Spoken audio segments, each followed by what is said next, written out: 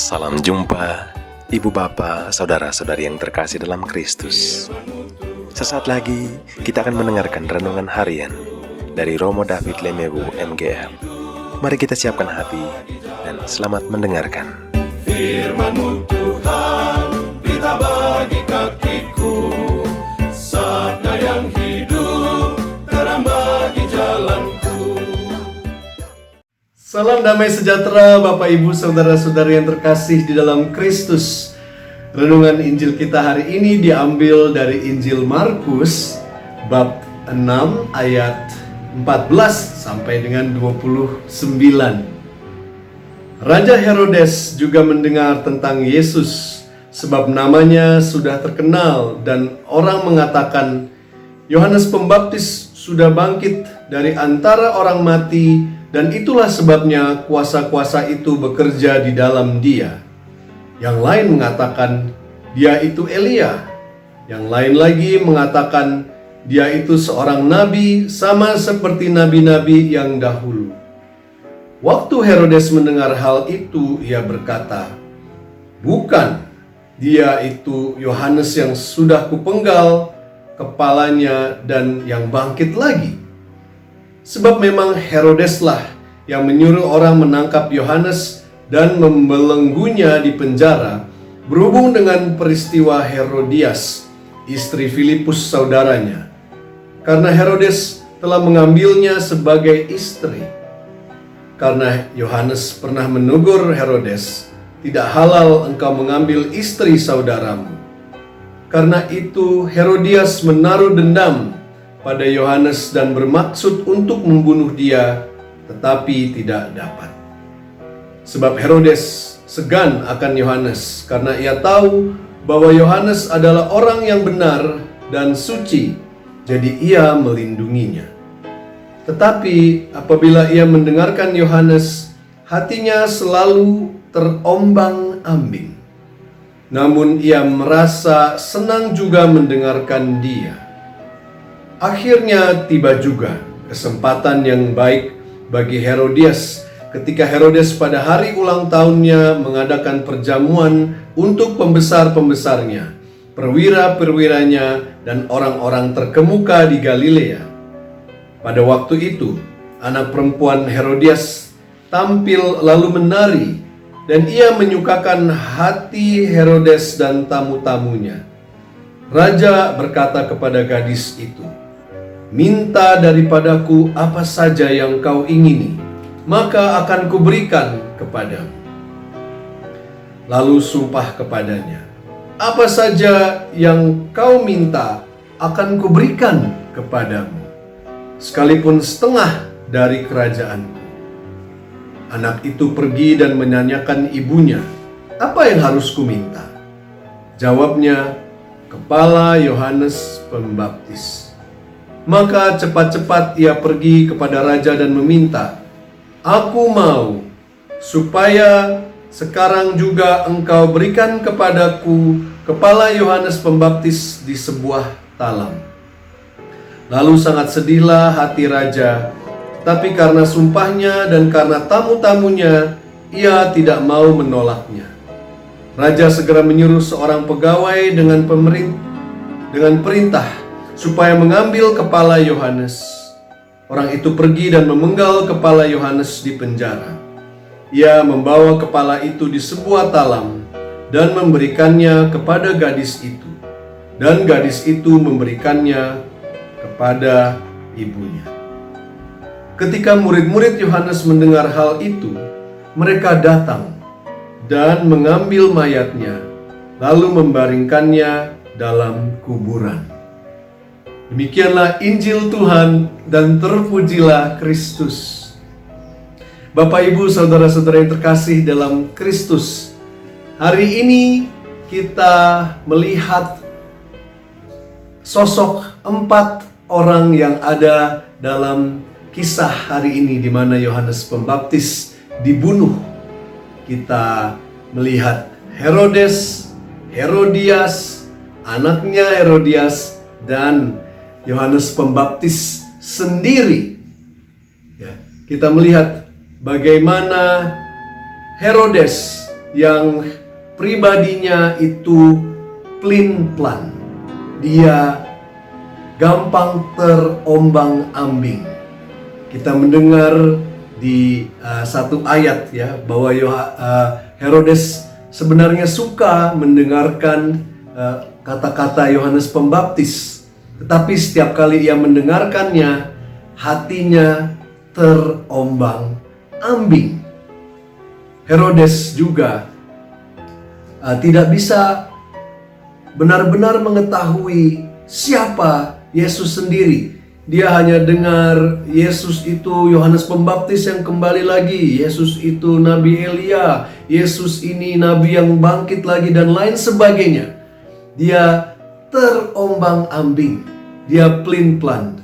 Sehingga walaupun dia suka mendengarkan kata-kata Yohanes Pembaptis, tetapi sekali dia mendengarkan permintaan dari anaknya yang adalah anak Herodias, langsunglah dia berubah pikiran dan mengambil keputusan yang kita dengar menyedihkan hatinya ya, karena sudah terlanjur janji dan gengsi di depan tamu-tamu kalau dia tidak menepati janjinya.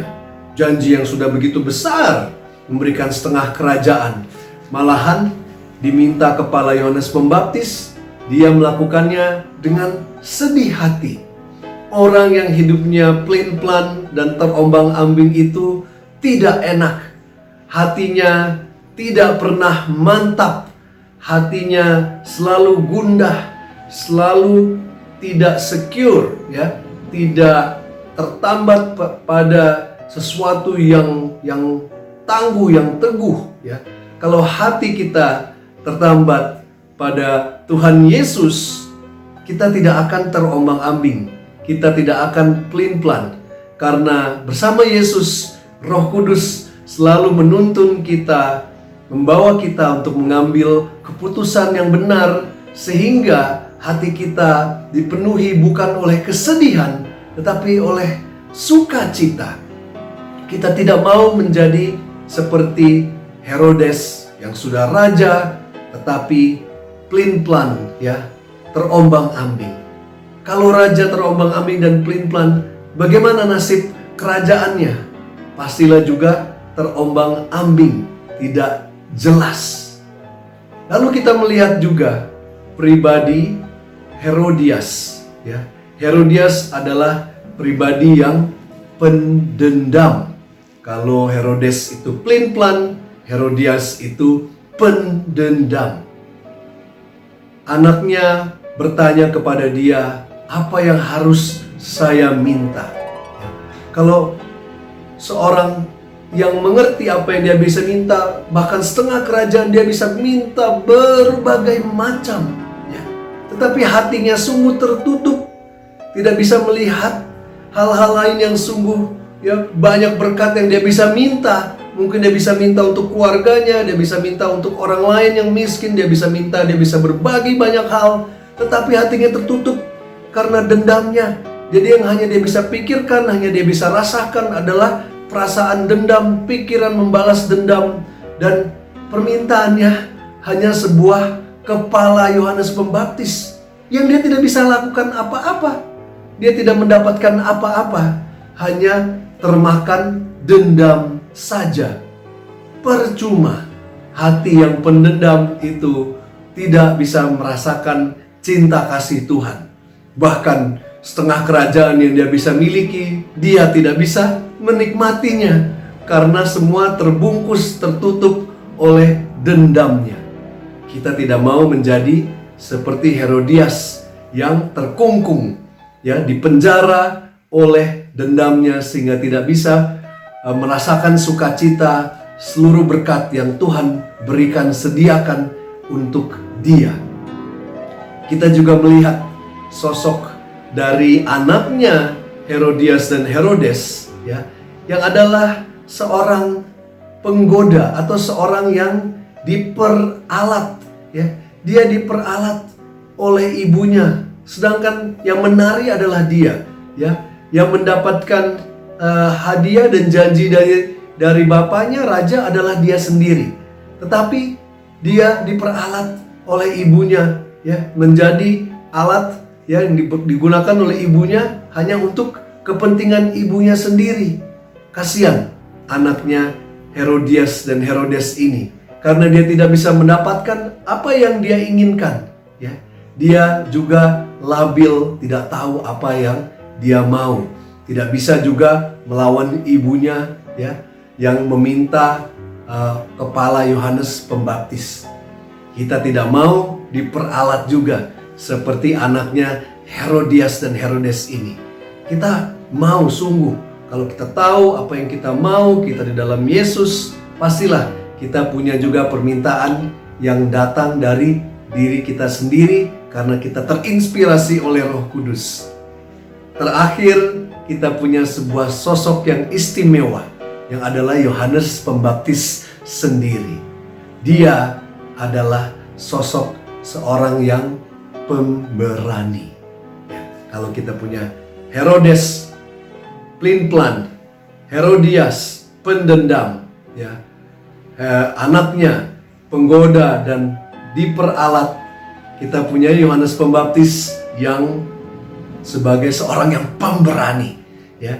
Dia berani mengkritik tidak hanya orang biasa saja, bahkan Raja Herodes yang salah mengambil istri saudaranya Filipus, dia berani kritik karena salah, ya. Dia dikatakan di satu ayat bahwa kalau kita tidak mencoba mengkoreksi saudara kita yang salah, dosa itu bisa jatuh ke kita. Tapi dia melakukannya. Tinggal yang dikritik itu mau sadar atau tidak. Memang seorang pemberani itu ada juga akibat, ya. It comes with a cost, ya. Ada harganya itu keberanian. Harga keberanian dia yang dia bayar dengan nyawanya sendiri.